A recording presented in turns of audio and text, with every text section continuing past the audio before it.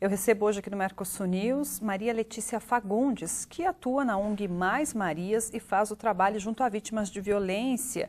E também foi eleita vereadora em Curitiba e imagino que esta é uma das causas. Tudo bem?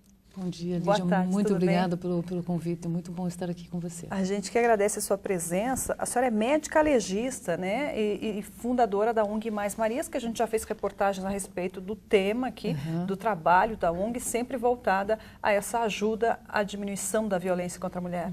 Eu tenho uma longa carreira no Instituto Médico Legal, sou médica legista há mais de 22 anos. Então, a gente conhece de maneira aprofundada a questão da violência no município de Curitiba e, claro, em todo o estado do Paraná. Então, isso fez com que a gente construísse um olhar muito específico, muito especializado no atendimento às vítimas, e principalmente às mulheres e seus filhos. Então, a gente acabou, Lígia, fundando a ONG Mais Marias em 2012, que vem desde então atendendo mulheres e seus filhos quando são vítimas, tanto de lesão corporal como de crimes sexuais. E essa atuação na Câmara de Vereadores de Curitiba, imagino que ajude de alguma forma a fortalecer, não é só uma bandeira, é uma causa pública, de fato, não é? Pois é, quero aproveitar a oportunidade e agradecer a todas as pessoas que votaram em mim, que vão acreditar e vão acompanhar o meu mandato. A nossa bandeira principal é a questão do enfrentamento à violência. Mas quando a gente fala violência, a gente tem que ter um olhar estendido para a questão do que representa a violência para a população de um modo geral, homens, mulheres, crianças. Isso representa problema de saúde, problema de segurança pública na rua, porque nós temos dois tipos de violência. Um que é causado pela falta de segurança pública. É aquela mulher que caminha na rua, que a rua está escura, tem pouca iluminação, tem poucos carros, e ela acaba sendo estuprada e violentada por falta de luz, por falta de segurança pública, por falta de policiamento. E a outra violência que essa mulher sofre é dentro da sua casa, que é a violência doméstica, que aqui a gente trabalha muito especialmente a questão da Lei Maria da Penha. E o que é que precisa ser feito ainda, já que a senhora entende bastante de todas as áreas, inclusive, né? Porque a gente sempre divulga reportagens a respeito do assunto, mas a gente ainda sente que as mulheres não se sentem totalmente confortáveis ou confiáveis até no sistema que existe hoje. Justamente, existem gaps assim. Por conta disso surge a ONG Mais Marias. Quando a gente percebe que essas mulheres não são atendidas e o andamento é muito demorado dentro dos seus processos, inquéritos policiais, dentro do Ministério Público, etc., cabe aqui a assistência de uma ONG como a ONG Mais Marias, que tenta agilizar, fazer os encaminhamentos, etc. Então, sim, a mulher tem que ser mais confiante. A Lei Maria da Penha foi um divisor de águas. Antes da lei, a mulher não tinha caminhos a buscar. Então, agora não, nós temos uma lei bem estruturada, que está sendo ainda amadurecida, é verdade, mas que acaba atuando de maneira muito eficiente nesse atendimento às vítimas. Certo.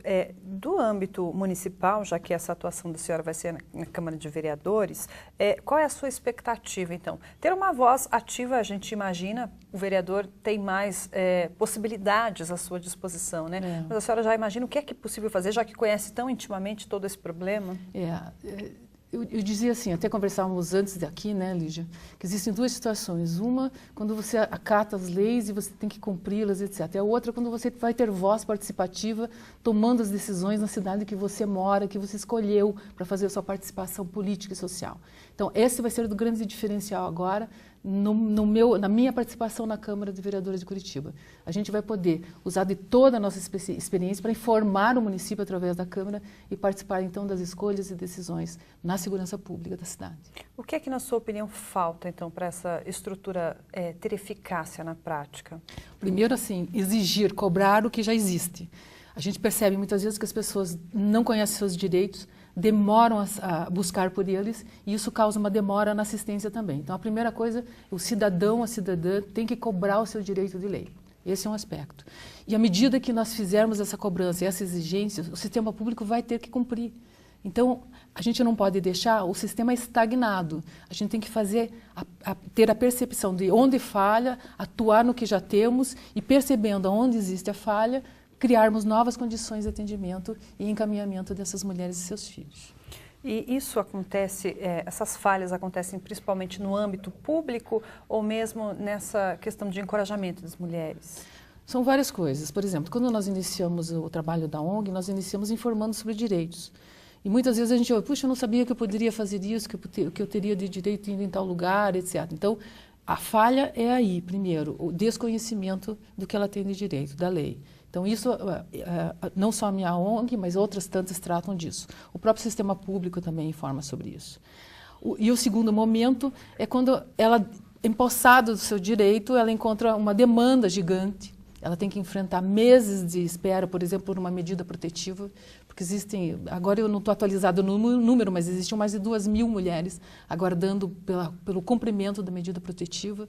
A gente sabe da restrição no volume da assistência pública em número de guardas municipais, polícia militar, polícia civil. A gente sabe que o sistema está deficitário.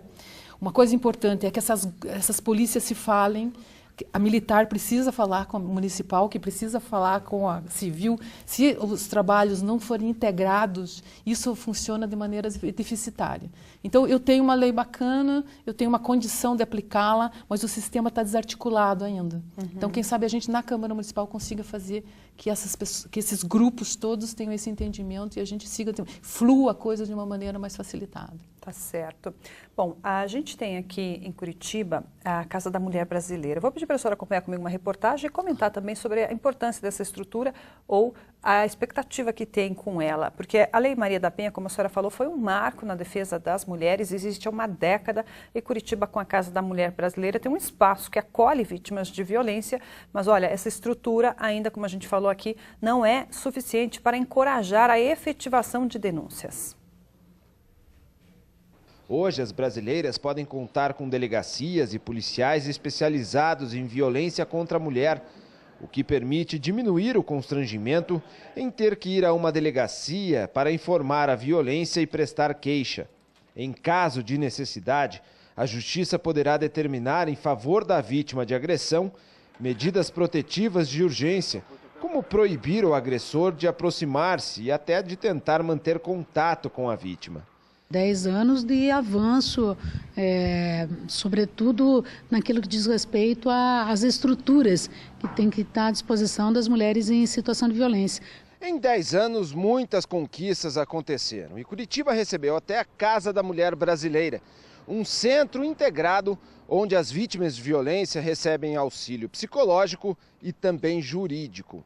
Mas mesmo assim, os números de violência contra a mulher ainda são gigantescos. É importante que se diga sempre que a casa ela atende as mulheres de Curitiba, portanto essa demanda significativa vem dando a demonstração clara da importância desse equipamento e obviamente a partir do momento em que as mulheres descobrem, né, que existe um equipamento e que não só vem dar resposta mais ágil à sua demanda da violência sofrida, mas que aqui ela encontra apoio psicológico, né, tem todo um trabalho que é feito com as crianças quando chegam aqui acompanhada das suas mães, também vítimas de violência, quando elas se deparam, por exemplo, com uma estrutura de alojamento, numa violência que ela possa ter sofrido à noite, final de semana.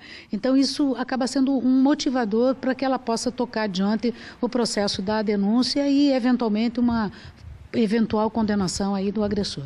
Mas estes números com certeza são maiores, já que muitas mulheres ainda temem em denunciar os agressores. A lei está em vigor e sendo cumprida, mas a violência continua e denunciar é fundamental. A reportagem colocou ali o trabalho, principalmente da Casa da Mulher Brasileira, que tem uma estrutura, né? Em diversas vezes que abordamos o assunto aqui, a secretária falava que o importante também é as mulheres conhecerem que existe uma estrutura para poderem usá-la, né? Recorrerem a ela. Isso mesmo. A Casa da Mulher Brasileira é uma iniciativa federal. Eu acho que a de Curitiba foi a terceira casa construída e inaugurada. E já está dizer sucesso para trabalhar com violência é uma coisa meio contraditória, mas o fato é que eles já têm quase 2.000 atendimentos, ou já passaram disso, acredito, hoje. Então, perceba que a demanda é muito grande. E à medida que você oferece esse acolhimento para essas mulheres, elas vão buscar. A Casa da Mulher Brasileira é uma opção, na verdade. A gente precisa de outras opções que também instiguem essas mulheres a exercerem o seu direito de lei. Eu acompanhei muito a Roseli Isidoro nesses últimos anos na Secretaria da Mulher e o trabalho foi muito bem construído. O nosso desejo, a nossa preocupação é que isso não continue. porque estamos em mudança de governo agora, Sim. né? Logo teremos eleições novamente em 2018 para governo do estado. Então a preocupação é que cada vez que muda governo, parece que há um desaceleramento assim de todas as ações que estavam começando a startar e dando muito certo e tal. Então a nossa preocupação é assim, que haja continuidade. Se a casa é um sucesso, a casa será um sucesso à medida que ela continuar trabalhando e diminuir daí o número, influenciar de maneira definitiva a diminuição do número de casos na cidade de Curitiba, enfim, a exemplo para o Estado, porque a gente precisaria de outras cidades que também contemplassem a Casa da Mulher Brasileira, mas isso é uma iniciativa necessária que deve ser continuada. Descontinuar um trabalho, como foi iniciado agora, numa Secretaria de Mulher, no município, e numa Casa da Mulher Brasileira, é perder todo um avanço e um crescimento que a gente conseguiu com muito esforço de muitas frentes, não só do município, do Estado, mas individual, de cada cidadã, de cada feminista, de cada mulher que reivindicou seu direito, foi lá buscar por ele, quis aplicar a lei, etc. Então, nós não podemos voltar, retroceder jamais. Agora é para frente o trabalho. Tá certo, agradeço a participação da senhora aqui com a gente. Imagino que a expectativa é que também a senhora tenha essa representação para manter, ajudar nesse processo todo. A gente agradece, sucesso no seu mandato, parabéns, até uma próxima. Quero agradecer, muito obrigada.